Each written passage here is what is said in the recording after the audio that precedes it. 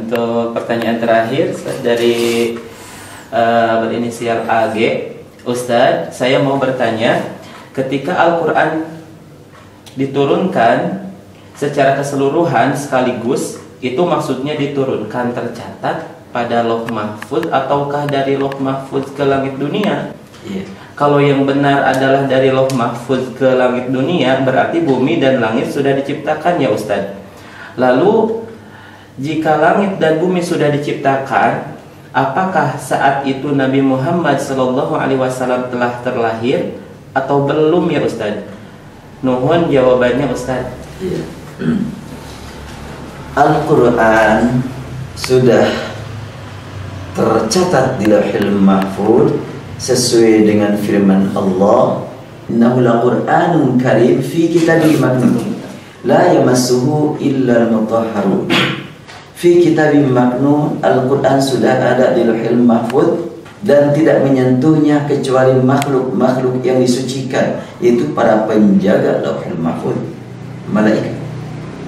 Itu bahasa terjemah yang memperhatikan kronologis ayat. Adapun pemahaman fikih kesana kemari ya sangat diperhatikan oleh para ulama, itu merupakan ijtihad yang sangat bermakna. Kemudian turunnya ke bumi tidak sekaligus, dan turunnya ke bumi juga bertahap perjalanannya dari Lauhul Mahfuz ke samai dunia, dari samai dunia ke bumi. Apakah turunnya langsung dengan tulisan, atau bacaan baru ditulis, atau tulisan baru dibaca? Kita perhatikan ayat Al-Quran. Sepakat para ulama, Al-Quran berlandaskan kesaksian para sahabat Nabi yang pada waktu mendengar berita mereka belum menjadi sahabat, tapi menyaksikan sebelum jadi sahabat apa yang terjadi pada diri Rasulullah. Rasulullah menerima ayat pertama-tama di Gua Hira, tidak pakai catatan. Kan tidak kan? Iqra bismi rabbikal ladzi khalaq. Berarti pertama beliau menerima hanya bacaan sesuai dengan kalimatnya Iqra. Iqra di situ tentunya adalah bukan uktub. Ya. Iqra, bacalah yang dengan bacaan yang terdengar. Dan Rasulullah menyatakan ma aqra, apa yang harus kubaca? Atau ma ana biqari, aku bukan ahli baca. Atau ma aqra, aku nggak baca, aku nggak tahu baca. Ma aqra bisa dua makna ya. Bisa ma aqra, aku nggak tahu baca, atau ma aqra, apa yang harus kubaca. Bisa begitu tuh. Tapi kalau ma aqra dengan pertanyaan dihubungkan dengan ma ana biqari, aku bukan ahli baca, maka dapat dipahami melalui ayat yang diturunkan Iqra bismi rabbikal ladzi khalaq. Ternyata ayat yang pertama turun itu bimbingan membaca, bukan perintah membaca, nih baca oleh kamu, bukan. Kalau nih baca mungkin ada tulisan diperlihatkan, tapi kalau Iqra bismi rabbikal ladzi khalaq khalaqal insana min 'alaq, kau sedang membaca alam, engkau sedang membaca kehidupan manusia, engkau sedang membaca kehidupan kabilah demi kabilah yang belum punya aturan. Sekarang engkau baca dengan menyebut nama Rabbmu. Artinya bimbingan membaca yang benar bagaimana. Umumnya orang memahami ayat ini adalah apa yang dibaca, bukan apa tapi bagaimana cara membaca. Sebab tidak disebutkan yang dibacanya apa. Artinya apa yang dibaca bebas apa saja. Yang penting bismi rabbik, dengan menyebut nama Rabbmu. Dan dilanjutkan pada kalimat berikutnya khalaqal insan. Artinya Rasulullah SAW itu membaca alam raya dan diarahkan untuk membaca manusia. Iqra bismi rabbikal ladzi khalaq. Baca dengan menyebut nama Rabbmu yang menciptakan semua yang sedang kau baca, semua yang kau sedang pikirkan, semua yang kau lihat. Itu semuanya Dia menciptakan. Karena itu sebut nama Dia. Dan jangan lupa baca manusia, khalaqal insan. Apalah artinya sibuk pikiran kita digunakan untuk memikirkan langit, bumi, dalamnya bumi, kemudian langit kesekian, planet kesekian, tetapi diri tidak dibaca. Wa fi anfusikum afala tubsirun falyanzuril insanu ila ta'ami. Itu kan perintah dari Allah untuk membaca manusia. Karena itu ayat yang pertama turun itu bimbingan untuk Rasulullah bagaimana cara membaca. Kemudian di dalam surat Ali Imran ada kalimat nazzala 'alaikal kitaba bil haqq. Dia turunkan kepada kamu kitab dengan menggunakan kata nazzala. Ini turun bertahap. Kalau turun sekaligus anzal. Sebagaimana bacaan proses turunnya kepada kita dengan bertahap dan sekaligus.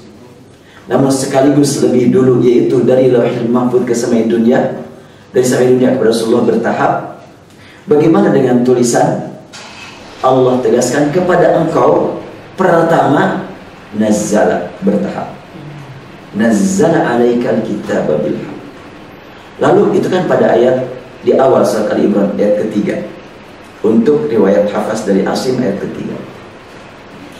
Dan di ayat ketujuh, huwallazi anzala 'alaikal kitaba minhu ayatun muhkamat hunna ummul kitabi wa ukhra mutasyabihat. Di situ jelas sekali bahwa Alkitab Allah turunkan anzala, artinya setelahnya turun tulisan demi tulisan sesuai dengan bacaannya yang diturunkan juga. Baca surat ini tulisannya juga turun, baca surat ini tulisannya juga turun. Dan disuruh Rasulullah, Rasul menyuruh para sahabat untuk mencatat. Setiap kali para sahabat mencatat, Rasul memperhatikan catatan. Nah, kemudian di akhir diturunkan lagi dengan kalimat anzala 'alaikal kitaba min ayatun muhkamat. Kalau anzala 'alaikal kitab berarti tulisan semuanya turun dari awal sampai akhir. Nah, yang sekarang kita lihat tulisan itu kata para ulama Al-Qur'an, itu sesuai dengan lil urdatil akhirah. Tampilan di akhir diperlihatkan kepada Rasulullah tulisannya, diperdengarkan kepada Rasulullah bacaannya, dan bacaan sangat banyak, tulisannya adalah seragam. Tulisan yang kita lihat ini adalah untuk beberapa bacaan. Kalau ada sedikit perbedaan itu ada riwayatnya. Ini adalah lebih dalam lagi, nanti kita kaji itu. Dan harus pakai papan tulis nanti. Bahwa Al-Quran itu turun dengan tulisan dan bacaan. Sudah saya angkat kalimat di dalam wahyu yang terakhir ini, banyak huruf yang tertulis tanpa bacaan dan banyak huruf yang dibaca tanpa tulisan.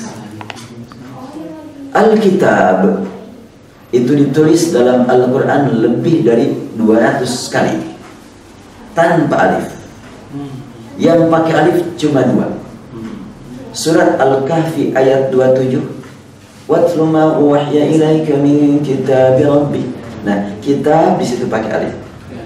Dan juga pada surat An-Naml ayat 1, Qasim tilka ayatul Qur'ani wa kitabim mubin. Kitabim mubin itu pakai alif. Artinya tulisan itu dari Allah, diturunkan Jibril kepada Rasulullah, diajarkan Rasulullah kepada para sahabat. Sangat luar biasa, di luar jangkauan akal, tapi terbukti realita. Berlalu sudah 14 abad, tulisan tersebut masih terpelihara. Makanya silakanlah nyusun program yang lain-lain. Ada istilah Islam Nusantara, ada ungkapan kita tundukkan Islam kepada pribumi, katanya budaya pribumi. Mau ngomong apapun bagaimanapun sebetulnya cuma selewat.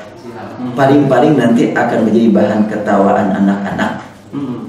Kata anak, kamu mau bikin Quran Nusantara, aku sudah hafal kok 30 juz. ini mendunia, ya tentunya akan malu sendiri nanti juga. Kalau umpamanya punya maksud kayak tadi. Tapi kecuali kalau tidak punya maksud kayak tadi, ya Allah alam. Cuma memang dilihat, ya ada pernyataan bahwa budaya Arab dibawa-bawa ke Indonesia katanya. Islam pakai budaya Arab, irama baca Quran pakai irama Arab. Sebetulnya bukan irama Arab, irama internasional. Buktinya orang Indonesia menguasai irama-irama tersebut. Sungguh banyak orang Indonesia yang menguasai irama tersebut. Dan bahkan variasinya sangat luar biasa, mengagumkan orang Arab juga. Berarti irama itu diturunkan Allah untuk seluruh umat manusia, cuma yang pertama menerima orang Arab. Al-Quran Allah turunkan untuk seluruh umat manusia, hanya yang pertama menerima orang Arab. Itu saja sebetulnya. Kalau umpamanya kita, ya datanya sih dari Arab, kenapa enggak dari Indonesia? Itu penyakit zaman lama itu. Ketika orang-orang yang ahlul kitab dulu mengharapkan ada nabi supaya kita dapat menguasai orang-orang musyrikin, Al-Quran menyebutkan yastaftihuna 'alal ladzina kafaru falamma ja'ahum. Mereka mengatakan kalian akan kami kuasai kalau nabi terakhir sudah datang. Ternyata datang nabi dari keturunan Ismail lah, dari Ismail. Mestinya dari Ishakan gitu. Akhirnya mereka menolak. Nah, jangan sampai kita ini orang Indonesia lah datangnya Islami dari Arab. Coba kalau bawanya dari Borobudur gitunya. Sebetulnya agak demikian. Allah turunkan Al-Quran untuk semua manusia, hudan linnas, bukan hudan lil Arab. Dan terbukti orang Arab tidak semuanya mampu baca Quran sebagaimana orang Indonesia. Yang belajar mampu, yang tidak belajar tidak mampu. Nggak ada perbedaan antara Arab dengan non-Arab. Jadi kembali lagi kepada pertanyaan tadi bahwa tentang tulisan apakah sekaligus ya? Sekaligus. Ya tentu sekaligus di akhir tulisan. Bacaan juga sekaligus di akhir turun kepada Rasulullah. Tapi awalnya bertahap semuanya. Dan tulisan dengan bacaan ini, kalau kita lihat saat ini dengan memperhatikan alat elektronik, kita ngirim satu artikel berapa halaman, 100 halaman, sekejap saja kan, 1 detik nyampe kan, melalui email. Email ada kaitannya dengan karya manusia. Bagaimana emailnya? Allah kepada Rasulullah. Lebih cepat lagi. Se-Quran langsung oleh Rasulullah kelihatan tulisannya dan terdengar bacaannya. Allahu a'lam. Baik, alhamdulillah Ustaz atas jawaban-jawabannya. Mudah-mudahan kita di sini tercerahkan ya, dan semoga ilmu kita bertambah. Amin ya Allah ya rabbal alamin. Ya, jazakumullah khairan. Insyaallah lain kesempatan kita lanjutkan lagi untuk pembahasan berbagai permasalahan yang disampaikan oleh para pengguna fans page, dan diharapkan kepada semua saudara-saudara untuk men-share ya kepada yang lain biar amal baik ini tersebar lebih banyak lagi.